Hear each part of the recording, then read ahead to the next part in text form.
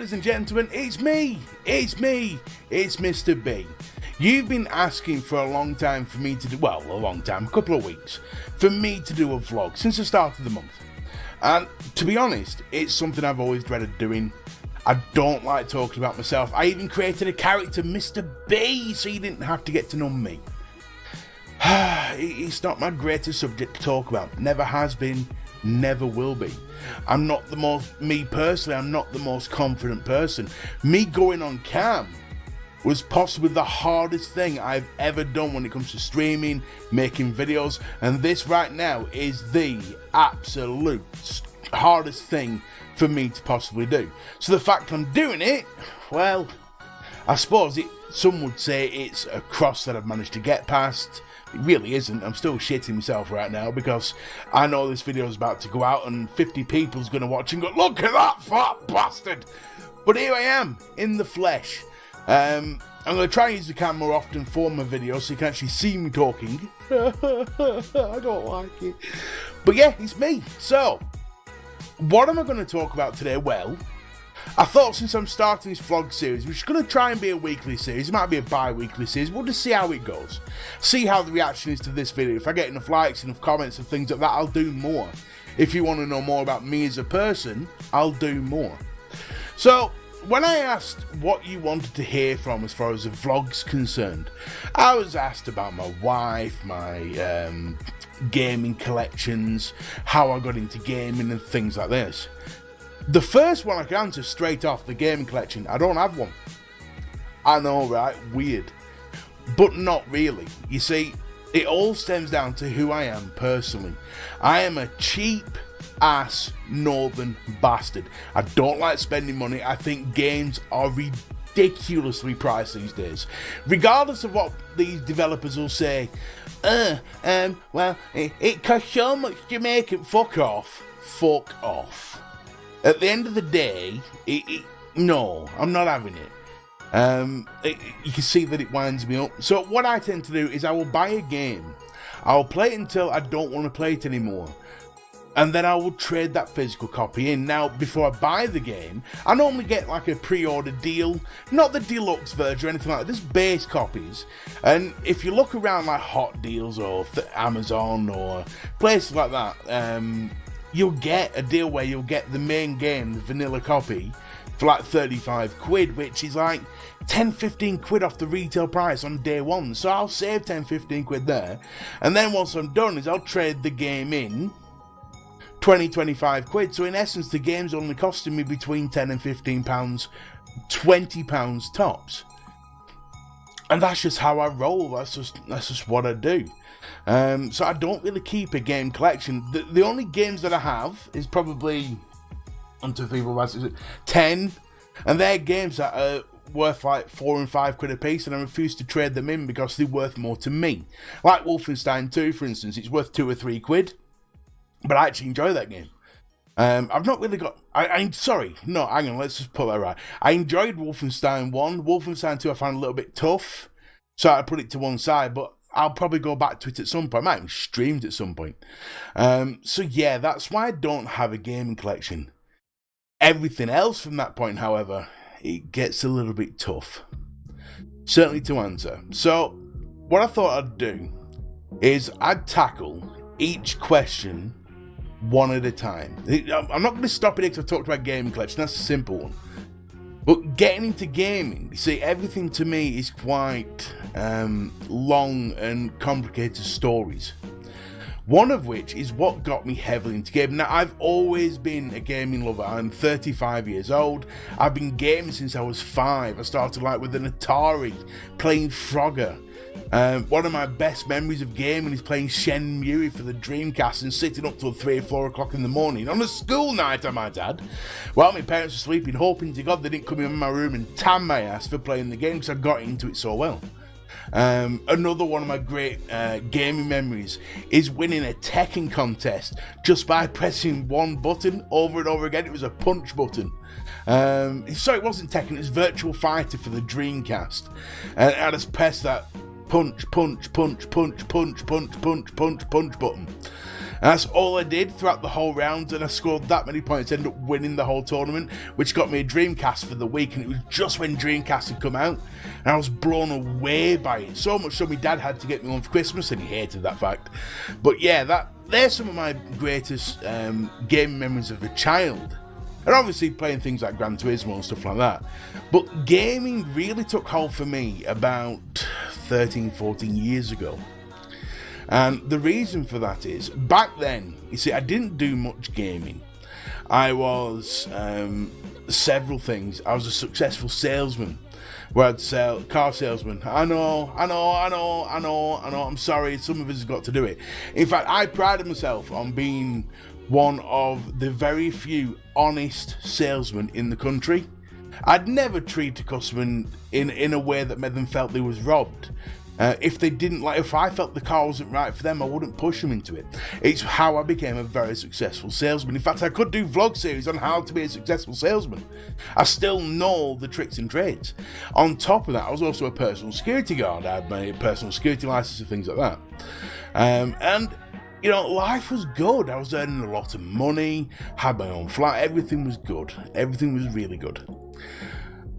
Until I went on holiday. I know that's a weird way to make it all destroy, but it's a holiday to Amsterdam.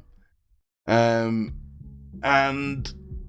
it was a bit of a cock up from the beginning. See, me and my girlfriend, my sister and her boyfriend, got this holiday to Amsterdam for all four of us for like 5 days for 500 quid, and it was cheap, really cheap. And I was like, yeah, that's amazing, man. Cheap northerner. If you get a hotel. Now, this hotel was supposed to be a 1-bedroom apartment. Now, when you think of 1-bedroom apartments, you think it's gonna be a flat of sorts with a bedroom and then a living room with some beds in as well. So it'd have 2 rooms in effect. No, it wasn't. It was just 1 room with a bathroom and a kitchen, and that was it. So there was no hanky-panky. All my plans for them 5 days are going out the window. Ended up breaking me and my missus up at the time, so that didn't help. It wasn't brilliant. But whilst on that holiday, there was these horrible little black, almost millimetre long worm type things that could fly. I've never seen them before, I've never seen them since. And these things bit and bit hard. And I actually got bit 27 times on my left lower leg. Now, me being a bloke, it's a bite. Stick a bit of Germline on and forget all about it. 2 weeks later, I was selling a car on the car pitch, and the next thing I remember, I was in hospital. I'd passed out, gone completely. My leg had disintegrated with a flesh-eating, almost like it was a flesh-eating disease caused from the infection of these little black worm things. It was a nightmare. It ate into my Achilles heel. I'm allergic to penicillin, so they didn't have anything strong enough to get rid, and there were talks at one point of leg amputation. I'm like, no, I don't think so. I'm not having a fat bastard on a peg leg. It ain't happening. I'll die first. So yeah, it didn't go down too well. I spent about 6 weeks in hospital, and then 6 months off sick. It dawned on me at that point. From that, they eventually managed to stop the infection, but the damage was done, and I ended up with lymphedema because the lymph nodes in my legs were completely screwed. The whole leg was knackered, which is why I've got one leg twice the size of the other. It's horrible. It's untreatable. There's no cure for it. You got it for life. Once you've got it, you got it for life. And that pretty much ended. Now, bear in mind, as a salesman at the time, you're earning thousands of pounds a month, but it's all commission. So from going thousands a month coming in every month to £227 a month sick pay, lost everything, absolutely everything. But the only thing I didn't lose was my PlayStation and my TV. I ended up moving back to my parents, and it was a rough time, very, very rough time. It is something I don't speak about very often, because it still gets me choked up now. You know what I mean? It's still being in a situation where you're self-dependent and then all of a sudden relying on everybody else, it's horrible. Horrible.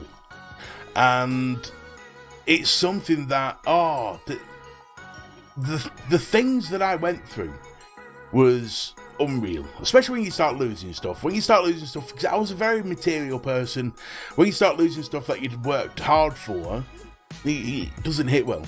And the problem with lymphedema is, it is a constant problem. So I could get a crack in my skin, 6 hours later, I'm damn near hospital because I've got a full-on blown infection. Because of that, I couldn't get another job. Oh, it was terrible. So I ended up going self-employed. It's the only thing I could do. Stand on my own 2 feet. Well, 1 foot. You can't stand on 2 feet, we ain't got 2 feet. So 1 foot. And the main thing was that during that time, there was one thing that kept me sane, and that was gaming. It's not a sob story, don't get me wrong. I don't tell people because I hate sympathy. Not like you give it, but I just hate sympathy. But the straight fact is, during that time, even at my lowest points, when, you know, everything just felt like it was going down the toilet and I had hit rock bottom, it was gaming that got me through it. Because when you game, when you play something that you really enjoy, you can turn your brain off and just concentrate on the game, and it's like nothing else exists. It's like all your problems can just go to the back of your head and it's not an issue. And it was gaming that got me through some of the hardest times in my life. Assassin's Creed, hundreds of hours sunk into it just so I didn't have to think about anything else. And that's what got me into gaming properly, to the point where I am now. Gaming became my life. I never got good at it. You know, I'm not MLG stage. You'd think with all the hours I'd put into it, I'd be fucking best in the world by now, but no.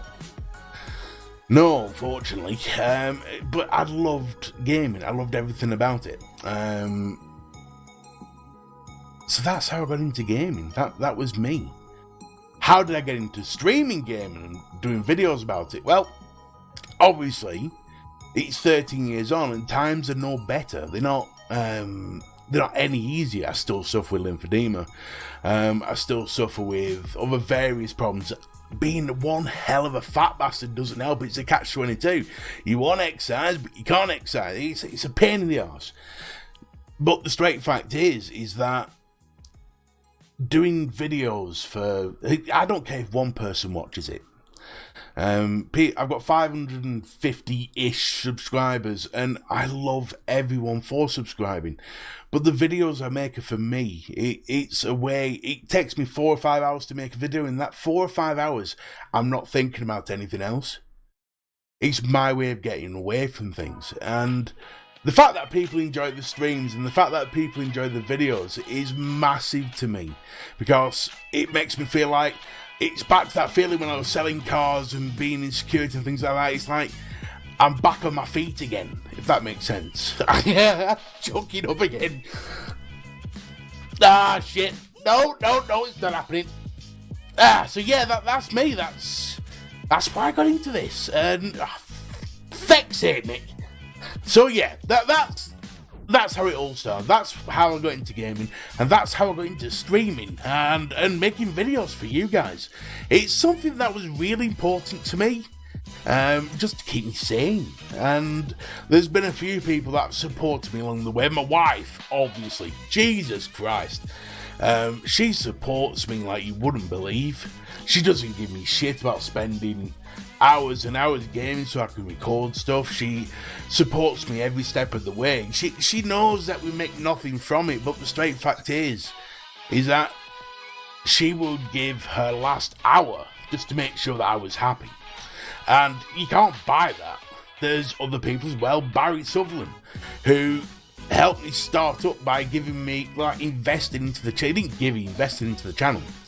And that again made me feel like I had something special, that someone believed in me so much, or believed in me so much, that they was willing to invest, and the appreciation was amazing. Jason Perone, another person who He's my one and only Patreon. I know that he says on the screen, thank you, Barry. I class Barry as a Patreon because obviously he invested so much into the channel. But Jason is the only person that invests into Patreon, and every month he sends what he can just to help with the channel, and every penny goes into getting stuff, better equipment and things like that. And the support that I get from them, the support that I get from Michael Coffey when he chats on the streams, and Tango when he chats on the videos and things like that. I love all your support. I know there's so many streamers out there, there's so many YouTubers out there who will say thank you for your support, it really means a lot to me and all that, but I mean it. I really mean it. I love what I do, and I love how I'm doing it, and I love the support I get from you guys. I really do. So you can see why I hated it. You can see why I didn't want to do a vlog.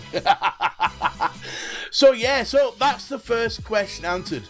How did I get into gaming? How did I get into streaming? It's sort of like the same thing. So yeah, that's it. I hope that answered your question properly. If there's enough likes and comments, and if there's enough response to this video, I will make another one, and I'll talk about another part of my life. Now I've got the hardest part over with. I thought I'd start with the hardest part. Yeah, that's it. So if you want to see more vlogs, if you want to see more stuff from me, just like the channel, maybe subscribe, possibly, maybe. That's all from me, Mr. B. No, that's all from me, Mike. Ta-ta for now.